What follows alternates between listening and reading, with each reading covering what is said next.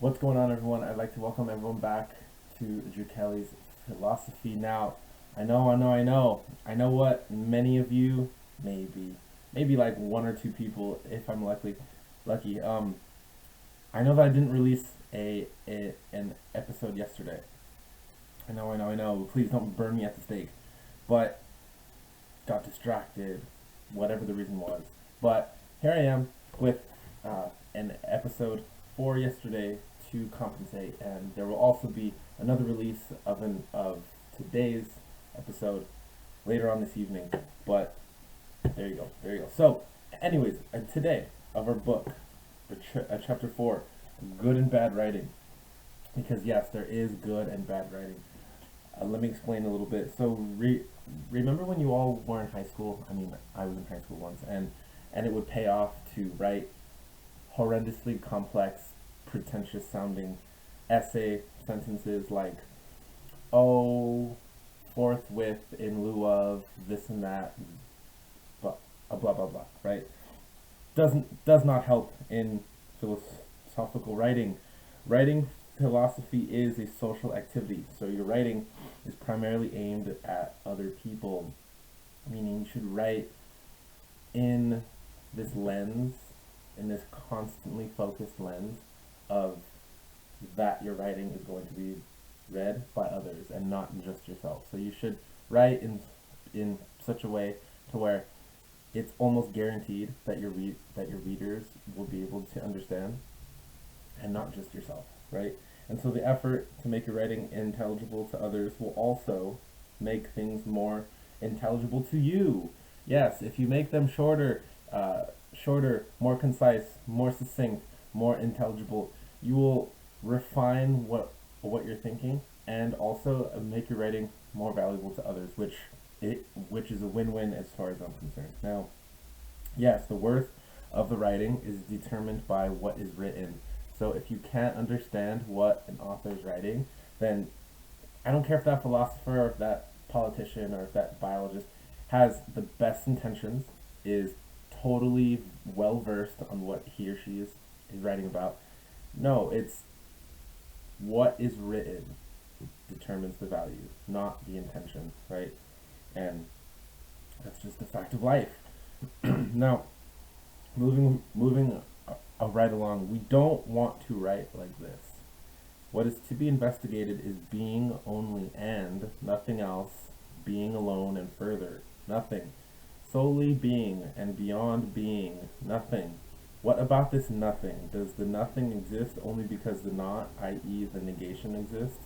Or is it the other way around? Does negation and the not exist only because the nothing exists? Now, yes, this excerpt was written by Martin Heidegger, and yes, it's horrible and it's dense and it's just bad to try to get through. Now, unless you have a particular talent on getting through densely written philosophy, I don't recommend reading this. And I recommend telling the author, if he or she's still alive, hey man, hey girl, or hey gal, hey man, get your act together, right? You don't want to write like this. Now, unintelligibility is not an exclusive property of deep, intelligent thinking. No, you're just being pretentious and lazy, and you're word masturbating. No one likes a word masturbator. Please keep that in mind. I know lots of you are not trying to write academic philosophy, but just keep this in mind if you do decide to write, or if you're reading someone else's work, right? Just keep these in mind. Now, take your time when you're writing. Don't try to squeeze too much into one sentence. You should write several short sentences instead of just one very, very long one. Be as direct and simple as you can, because always remember, plain talk is always better than fancy talk. When I was in high school, I took AP Literature. It was Advanced Placement, English Literature and Composition with Miss Langevin, Sure High School.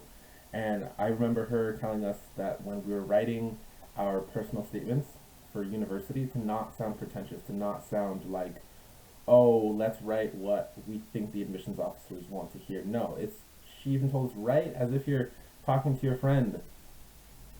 And it helped. I I got into several schools, and I'm sure my peers got into several schools. So yes, a plain talk is better.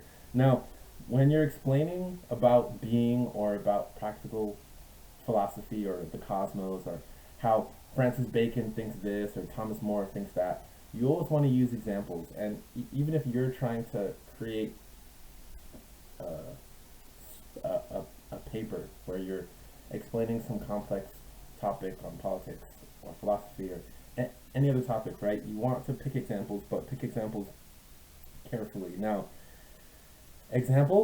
good examples, always turn philosophical abstractions into something concrete. They are often a much clearer way to reveal what you mean or to prove something than to try to explain things in the abstract. So let's say, for example, I want to explain how those on the left side of the aisle, meaning those more left-leaning, politically speaking, are more emotionally temperamental as compared to those who are more right-leaning or more right-wing Republican-leaning, right? And let's say I want to prove this topic, it'd be much more useful for me to give examples in the literature rather than to just try to explain things in the abstract, like, oh, I feel like leftists are more emotional than those on the right, or I feel like, or I believe, and you really want to use examples. Now next, we'll do greening. Now yes, condensing. So greening is a synonym for condensing, and you do want to condense. A few hilarious examples that I could think of useful greening are, okay, so let's take these phrases, for example. A few short years. How do you condense that? You can cut out short, and no meaning is lost. It's pretty crazy if you think about it. So a few short years can be condensed to a few years.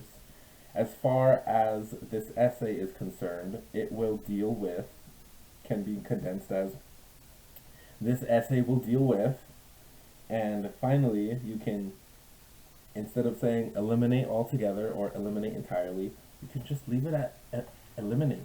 Plain talk, not too many words. If you can express exactly what you want to express with fewer words, then please do.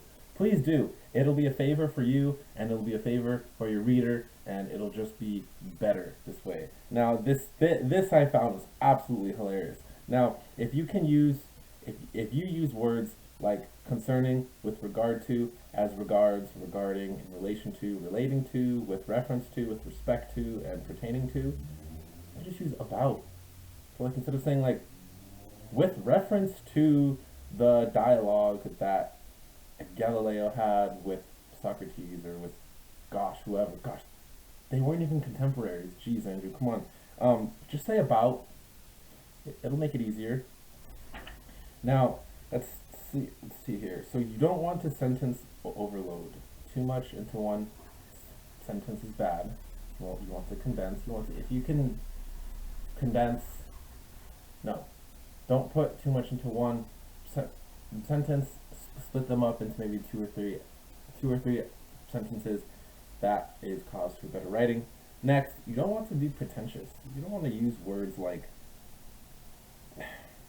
you just don't want to be pretentious, right? And instead of saying, the other police officer and myself observed an individual exiting from their vehicle. Yeah, dude, you could have just said him and me, or let's say his name is John and myself. John and I saw a guy get out of his car. Instead of saying, oh, we observed an individual exiting from. Philosophical expository writing, after all, is supposed to make some claims. Now, yes, I began with that quote because I want to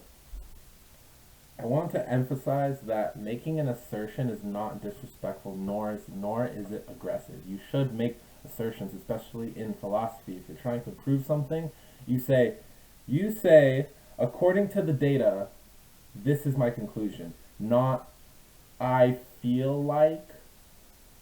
this is true and here's the data. No, you want to say according to this data, based on the research, based on this, based on that, right? I feel like, I think that from my point of view, in my opinion, stop trying to soften your claims.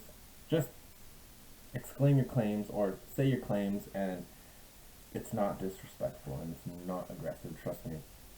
Now, in in general, pay attention to the overall structure of your work and be clear in your mind where you're heading.